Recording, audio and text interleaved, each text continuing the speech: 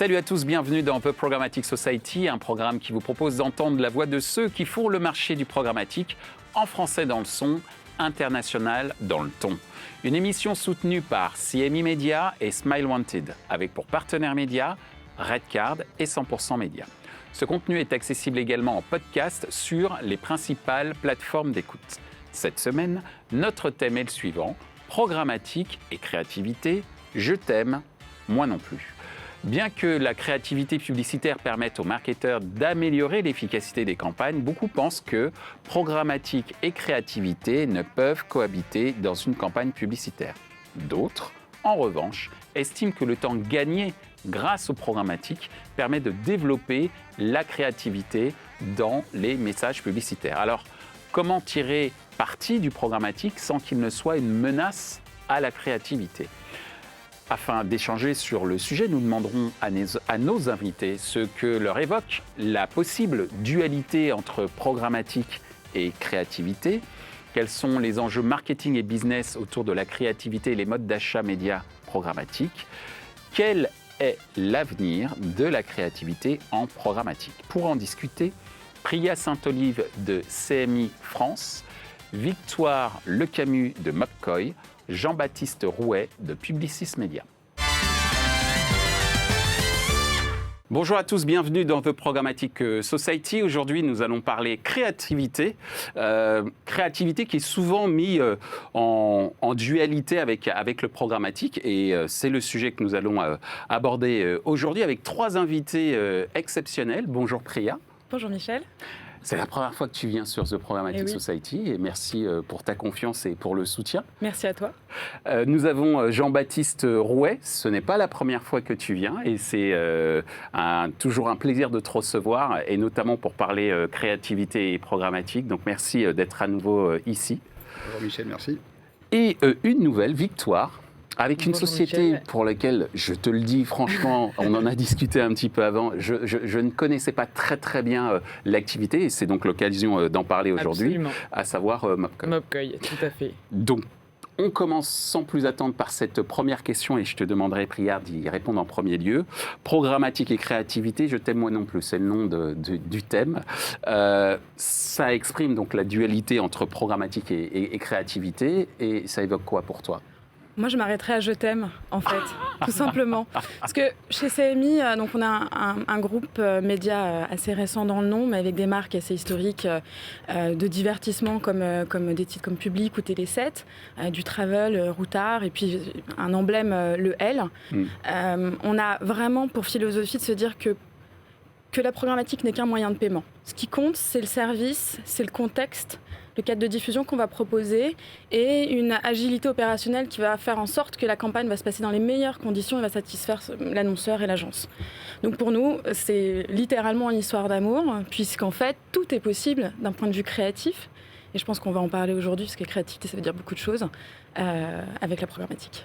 Merci beaucoup Priya. Victoire, de ton point de vue, Priya vient de parler à l'instant de création et c'est le cœur de votre business chez Mobcoy. Qu'est-ce que ça évoque pour toi, donc, cette potentielle dualité entre programmatique et créativité ? Je pense que la dualité entre le programmatique et la créativité au sens d'opposition n'existe plus aujourd'hui, donc je rejoins Priya là-dessus. Je pense qu'aujourd'hui on est plutôt en phase de réconciliation entre le programmatique et la créativité. C'est vrai qu'il y a quelques années c'était compliqué.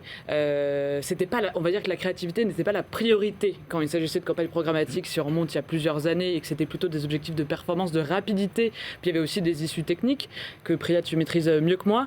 Aujourd'hui, nous chez Mobcoy, on est capable de diffuser un format plein écran interscroller en programmatique qui offre des possibilités créatives infinies. Donc je pense qu'aujourd'hui, il faut plutôt réfléchir à comment le programmatique peut servir la créativité et sert la créativité en utilisant des insights, des data, du test and learn qu'on peut faire en temps réel en testant différents contenus créatifs. Donc je crois que la dualité aujourd'hui ça n'existe plus et on est plutôt en phase de réconciliation et comment justement on se sert de toutes les data que peut nous apporter le programmatique pour enrichir et nourrir le contenu créatif. Merci Victoire. Alors Jean-Baptiste, à l'instant, Victoire vient de nous parler de réconciliation. Oui. De ton observation, de l'observation que tu peux en faire depuis Publicis Media, qu'est-ce que tu penses de cette potentielle dualité qui n'en est plus, apparemment, entre créativité et programmatique?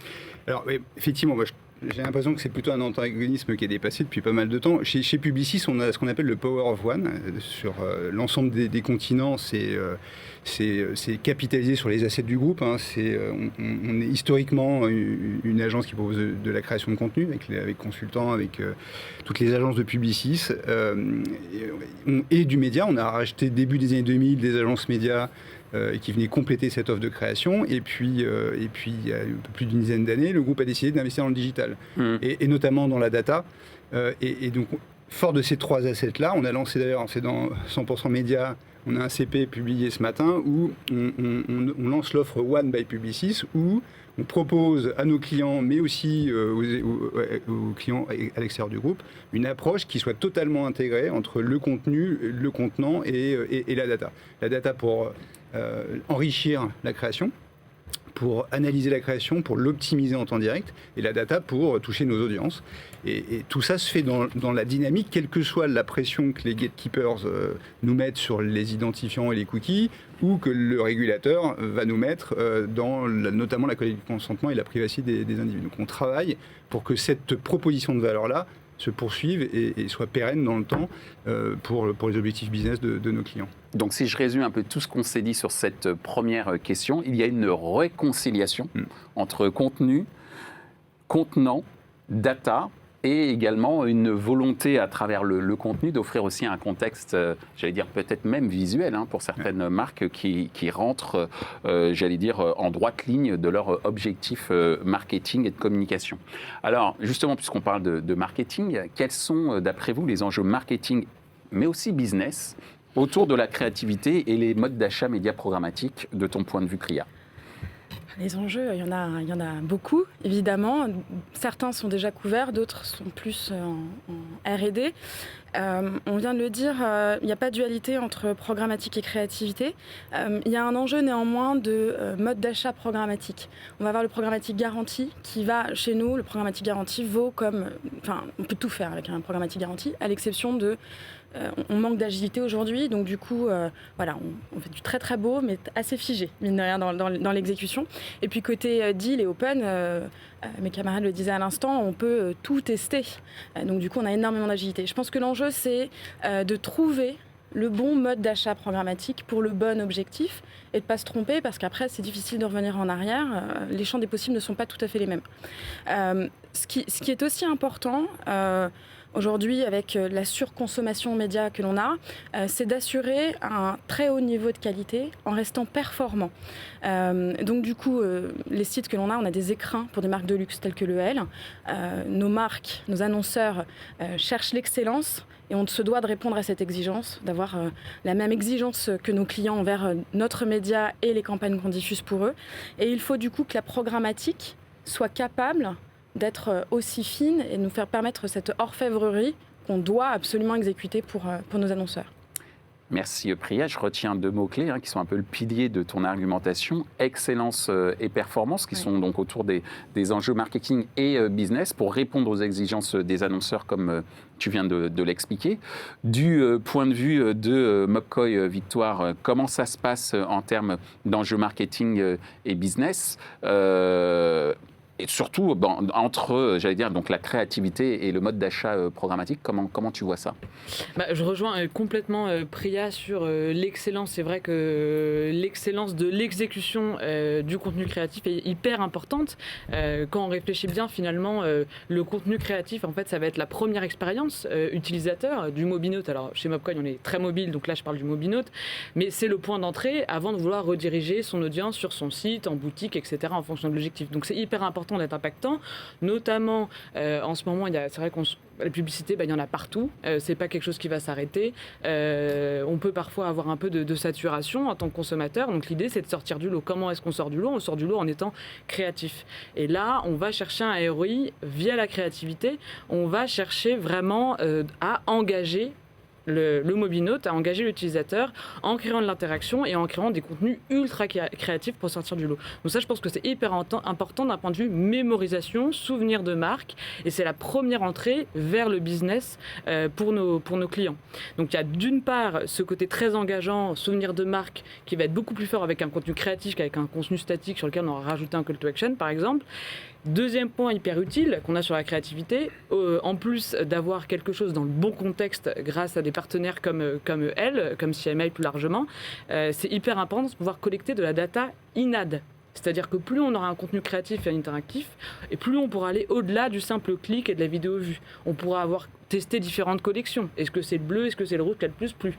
Et reporter ça et prendre derrière des décisions marketing et business en fonction d'une conversation, d'un échange qu'on aura sur le contenu créatif avec son audience. Est-ce que ça veut dire qu'on peut aller jusqu'à une sorte d'A/B testing publicitaire ? Mais absolument. ABCD testing. Enfin, voilà, on peut vraiment, derrière, tester des différents contenus créatifs qu'on aura nourris grâce à la data que le programmatique nous aura donnée et en cours de campagne, évidemment, optimiser, mais aussi collecter de la data qui va au-delà des simples KPI qu'on a l'habitude de voir et nourrir aussi des décisions marketing sur je pense à des collections sur des sujets mode.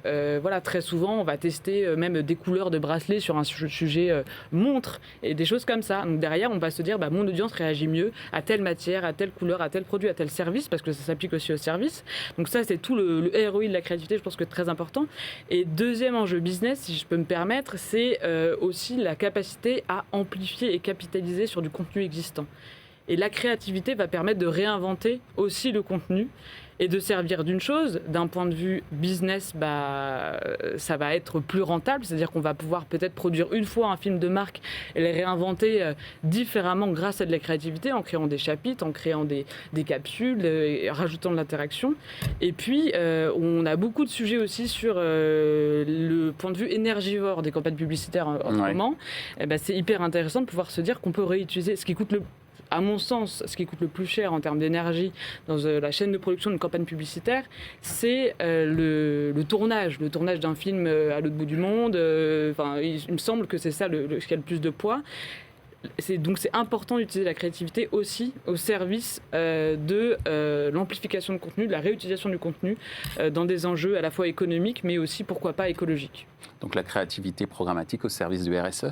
Je pense que quand mieux c'est fait, plus c'est ciblé, plus c'est réutilisé et moins on dépense en fait inutilement. Merci Victoire. Donc Jean-Baptiste, on a parlé tout à l'heure d'excellence et de performance. À l'instant, on vient de parler d'opportunité. On parlait d'A/B testing, ABCD, je reprends. C'est bien ça, ABCD testing. Donc, data in-ad. Quelle est ton observation sur les enjeux marketing et business autour de la créativité et le mode d'achat de médias programmatiques ? Alors, c'est le couple idéal, en fait. Une campagne, pour atteindre les objectifs du client, les objectifs business ou de notoriété, souvent ils sont liés. La notoriété seule ne sert à rien si derrière il n'y a pas de chiffre d'affaires généré. Cette diversité dans les messages. Je parle des messages, la création, la production, c'est important. Le message est très important. Les aspérités, c'est-à-dire le call to action, ce qui va faire déclencher l'envie à un consommateur d'acheter ce produit ou ce service. Donc le travail du message est très important. Plus on a de messages différents, plus on va créer des aspérités, à la fois vis-à-vis de nos audiences, c'est-à-dire qu'il y a des gens qui vont être sensibles à des messages de différentes façons par rapport à un même produit, mais aussi parce qu'on va créer des aspérités pour nourrir l'algorithme. Quand on fait de l'achat programmatique, et la créativité, elle est aussi dans la façon dont on va intégrer des technologies, dans la façon dont on va programmer ces campagnes, dont on va sélectionner l'inventaire, les différents ciblages, et tout un tas de paramètres qui sont dans les métadonnées disponibles dans les bid requests. Donc l'ensemble de cette approche créative sur le message et sur le mode d'achat et le mode de programmation vont nous permettre d'optimiser bien mieux et bien plus rapidement les performances de nos campagnes et d'atteindre les KPI du client. Donc c'est vraiment intimement lié. Et c'est évidemment plus facile d'optimiser une campagne quand on va avoir une diversité de messages et quand on va pouvoir changer le curseur en fonction du KPI cible du client, que si on a un seul message, un monomessage qui va nous... Alors du coup, la créativité et l'optimisation ne sera que média, ne sera que dans l'optimisation de cet achat, alors que les deux sont sublimés et nous permettent d'avoir un effet levier sur les performances, d'abord plus efficace au niveau global de la campagne, mais aussi dans le temps. C'est-à-dire, dès les premiers jours de la campagne, on arrive tout de suite à optimiser ces éléments-là.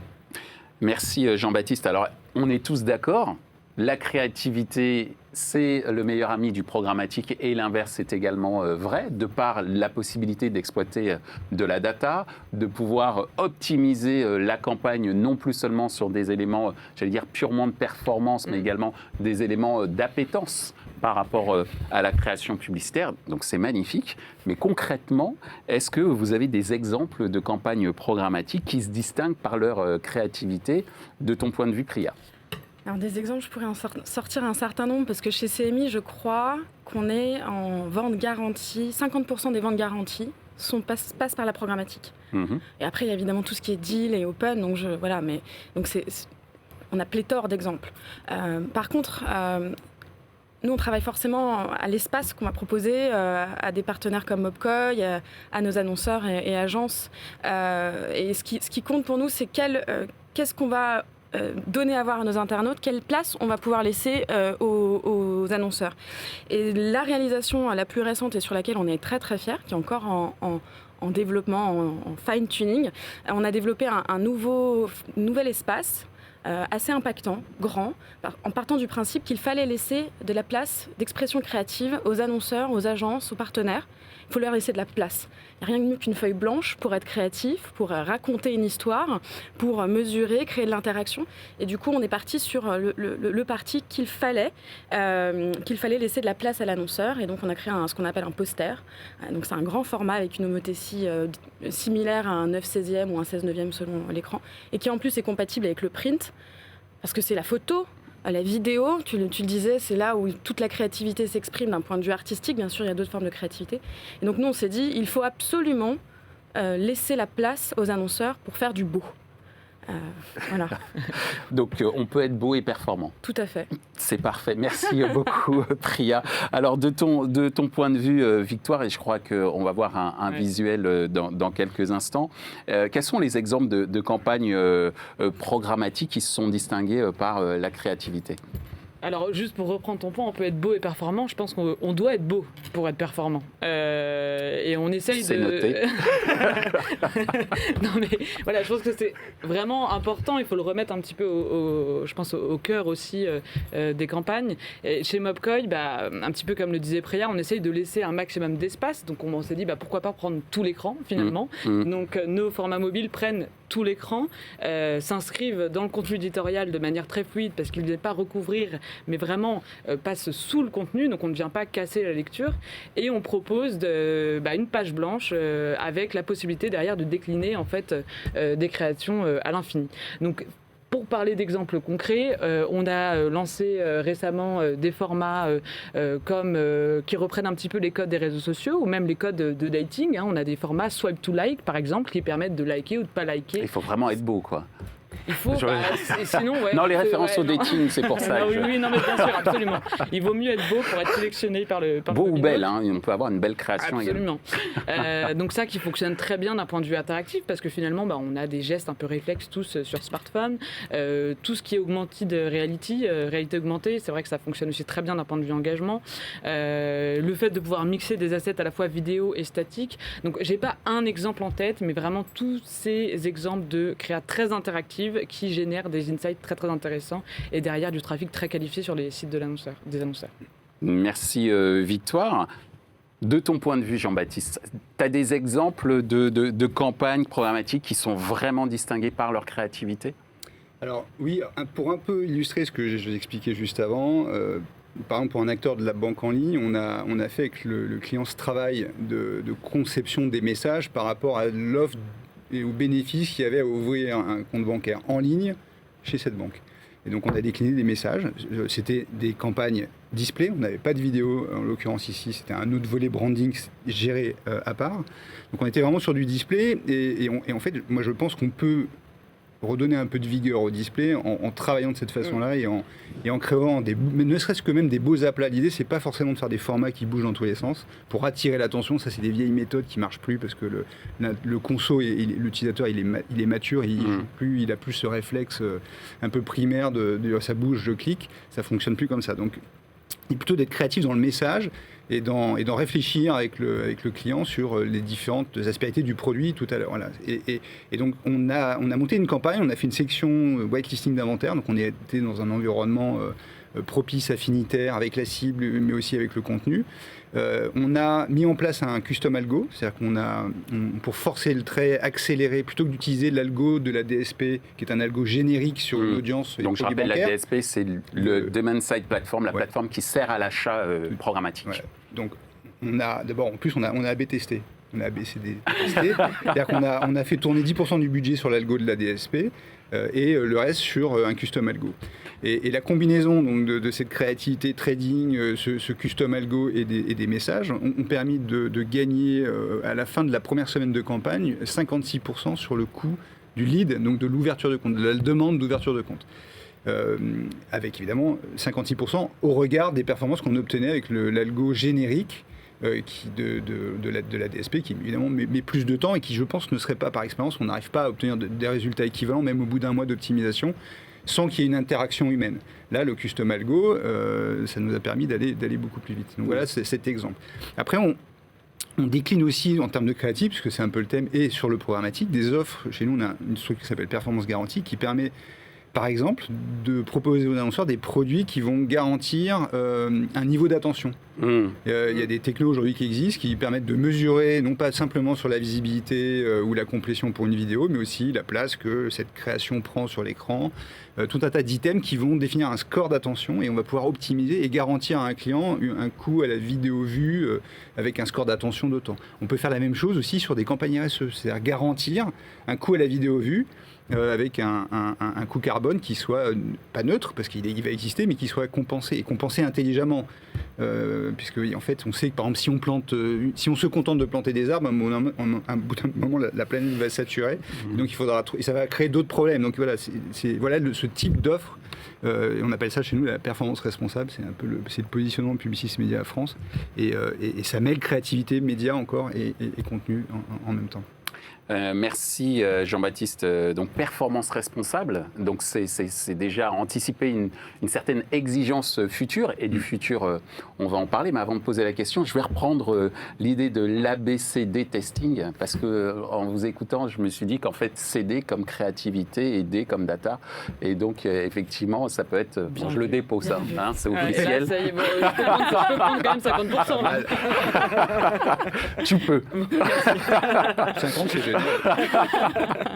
Donc effectivement, il y a en tout cas un champ des possibles extrêmement intéressant d'un point de vue business, d'un point de vue créatif, et puis également d'un point de vue responsabilité, j'allais dire, du business par rapport à l'avenir de la planète, entre autres.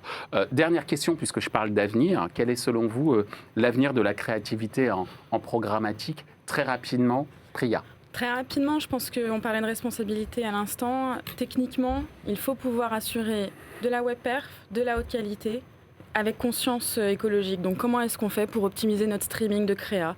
Comment est-ce qu'on fait pour solliciter moins de serveurs dans toute la chaîne programmatique? Parce qu'on sait que cette chaîne est, somme toute, encore assez longue. Donc comment est-ce qu'on a réduit? Et puis, la programmatique a été stigmatisée parce qu'elle a standardisé ce qui pouvait être acheté pendant très longtemps. Or, c'est assez faux. On peut tout acheter en programmatique. Et je pense que du coup, il faut ouvrir un peu nos chakras de catalogue et de ce qu'on a envie d'aller acheter en programmatique pour déstandardiser ce canal-là et se dire qu'on peut tout s'autoriser sur ces moyens de paiement. Merci Priya. Victoire, de ton côté, donc on peut tout acheter en programmatique comme vient de nous le dire Priya. Victoire, qu'est-ce que tu pourrais dire sur l'avenir de la créativité en programmatique, notamment au travers de la technologie que tu défends? Je pense que c'est en effet pouvoir proposer des formats toujours plus créatifs via la programmatique. Donc être sûr de réconcilier vraiment ces deux idées et avec toutes les évolutions techniques qu'on voit, aller encore plus loin, pouvoir proposer des formats qui soient encore plus aboutis. Pourquoi pas penser aussi à tout ce qui est réalité augmentée. Donc après, on sait qu'il y a une grosse tendance sur le métaverse en ce moment. Est-ce que ça peut être encore aller plus loin? Bon voilà, je pense qu'il y a plein de portes ouvertes, que ça soit d'un point de vue RSE comme on a mentionné, que ça soit d'un point de vue monde virtuel parce qu'on ne sait pas très bien où on va, mais il se passe quelque chose. Donc j'ai pas de réponse très précise, mais les possibilités sont encore infinies et c'est ça qui est chouette. Merci Victoire. Alors on vient de parler de possibilités infinies. De ton point de vue, Jean-Baptiste, sur ce que tu peux observer également peut-être en R&D au sein de ton agence ou dans ce que peuvent proposer un certain nombre d'annonceurs, comment tu vois l'évolution de la créativité en programmatique? Alors, j'ai un exemple sur lequel je vais m'étendre un peu plus, mais je reprends l'idée du Web3 et aussi du retail. C'est-à-dire que là, il y a un développement très fort, il y a une traction, et il faut s'y intéresser tout de suite. Et il y a de la créativité forcément à faire sur ces deux environnements qui sont en plus liés. Le Web3 fonctionnera que s'il y a une économie qui est attachée, s'il y a des gens qui achètent et des gens qui vendent. Ça nécessite d'avoir un wallet de crypto, donc il faut que le consommateur lambda soit un peu plus familier avec la pratique de l'utilisation de ce type de monnaie virtuelle. Donc ça, là-dessus, il y a un chantier infini qui s'ouvre à nous sur cette partie-là. Mais c'est encore un peu exploratoire pour le Web3. Sur le retail, c'est plus concret, c'est plus pragmatique. Mais encore une fois, pour se démarquer, c'est ce que les vieilles techniques de marketing développées par les civiers ou les géants des sodas qui sont intéressantes à regarder. Là, je me colle sur la conso de l'utilisateur. Aujourd'hui, on voit que notamment en télévision, on a des audiences, la durée d'écoute quotidienne individuelle en télé diminue petit à petit. Il y a eu un transfert vers la consommation sur les replays, puis maintenant sur les offres SVOD qui, courant de l'année, vont revenir un peu à des modèles mixtes, à de supported, comme il dit, où il y aura à la fois une souscription pas inflatée ou en baisse parce qu'il y a de la publicité, mais on dit quand même qu'il y a une dégradation du reach pour nos clients et qu'il faut essayer de reconstituer ce reach. Et donc là, on est en train de monter un POC pour travailler sur du placement de produits dynamiques à l'intérieur des contenus vidéo.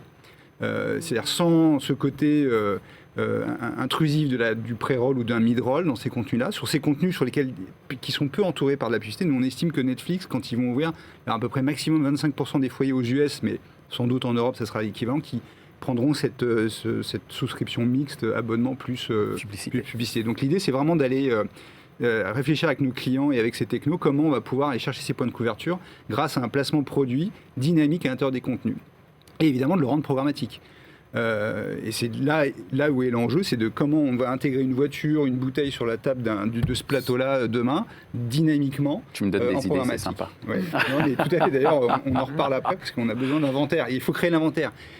Et en fait, une bannière sur la homepage de Elle, c'est l'équivalent de ce produit, donc c'est un placement dans la vidéo. Donc on décale le sujet. Voilà. Donc ça, c'est un sujet sur lequel on travaille cet été.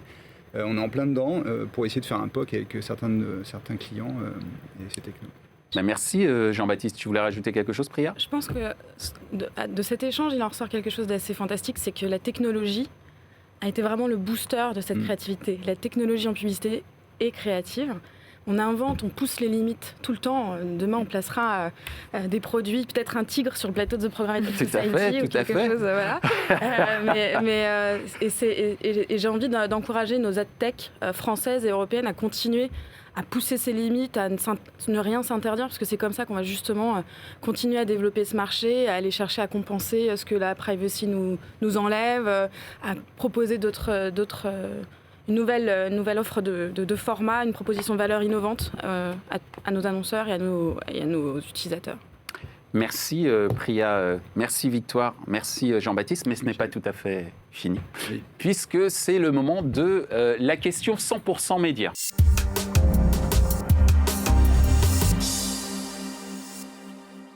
Alors, je vous rappelle le principe de la question 100% média. Vous avez 60 secondes, 1 minute, pour répondre à la question qui va nous être posée par le nouveau directeur de la rédaction de 100% média, François Quérel. François, c'est à toi. Bonjour à tous et ravi de participer à cette émission. Pensez-vous qu'il est possible de penser les campagnes programmatiques plus en amont et en y associant les éditeurs dans toute la chaîne de création pour développer notamment de solides stratégies qui s'appuient sur les données? Et si oui, comment? Donc, 60 secondes, Priya, pour répondre à cette question. Comment intégrer plus en amont le programmatique dans le process de création et bien sûr, en y invitant les éditeurs, par exemple. Bien sûr. T'es prête? Ouais. Top chrono. Je pense qu'en fait, on intègre déjà ce couple éditeur-annonceur dans la créativité, dans les opérations spéciales. Chez CMI, on en fait énormément. Et que la programmatique étant un moyen d'accéder à des inventaires, de diffuser, de peut-être aussi sortir du scope des médias pour créer un média planning élargi, marque annonceur, marque éditeur. Je pense que du coup, la programmatique peut vraiment créer, nourrir ces opérations spéciales au-delà des frontières de nos propres supports et d'aller plus loin dans de l'événement, dans des partenariats. Voilà. Et puis, carrément aussi, avec l'IA, on peut aller chercher des contenus automatisés et pourquoi pas demain personnalisés par la programmatique jusqu'au texte, pourquoi pas. Ouais. Merci Priya, 13 secondes avant la fin, c'est magnifique. Victoire, est-ce que tu es prête? Oui, est-ce qu'on peut juste me resynthétiser la question? Je vais te la resynthétiser, pas de souci. En gros, comment on peut intégrer le programmatique en amont dans les process de création, en y intégrant également certains partenaires comme les éditeurs ou des technologies comme la tienne? D'accord. Comment on fait? Ok. T'es prête? Attention, Allez. il faut que je dise top chrono. Vas-y. Top chrono. Alors, je pense que pour pouvoir intégrer au mieux les insights des éditeurs, des différents partenaires avant le lancement d'une campagne programmatique et avoir le meilleur concept créatif, l'idéal, c'est le temps, c'est l'anticipation. Nous, on s'en rend compte chez Mobcoy, plus on va être capable de pouvoir traiter en amont un concept créatif et d'intégrer les partenaires éditeurs ou agences, on va être capable de vouloir collecter des insights, collecter des insights d'un point de vue contextuel qui vont permettre, encore une fois, de nourrir la créa. Donc je pense que c'est vraiment une question aussi de temps pour de ne pas tout faire à la dernière minute. C'est vrai que souvent, c'est un vrai challenge quand on lance des campagnes programmatiques. Souvent, c'est la veille pour le lendemain. Et donc, le jour où on arrivera à vraiment anticiper, on pourra faire des merveilles encore plus parce qu'on aura le temps d'intégrer tout le monde dans les bons délais. Voilà. Merci Victoire. Tout va bien, non, ils attendent parfois le petit gong à la fin, mais là, on ne va pas le faire. Okay. De ton point de vue, Jean-Baptiste, est-ce que tu es prêt? Je vais te dire top chrono. Oui, alors c'est un peu antinomique, hein. Tu as raison, sur les OPSP, sur l'achat agréé, c'est ce qu'on fait, et ce qu'on fait de plus en plus, et depuis longtemps, enfin, on a démarré comme ça. C'est des approches qu'on avait dans l'achat tradi presse, pour ceux qui connaissent ou ont connu, et qui existent encore. Mais avec le print, c'était comme ça qu'on travaillait pour insérer les marques. En programmatique, c'est plus compliqué. On a un workload quand même assez intense.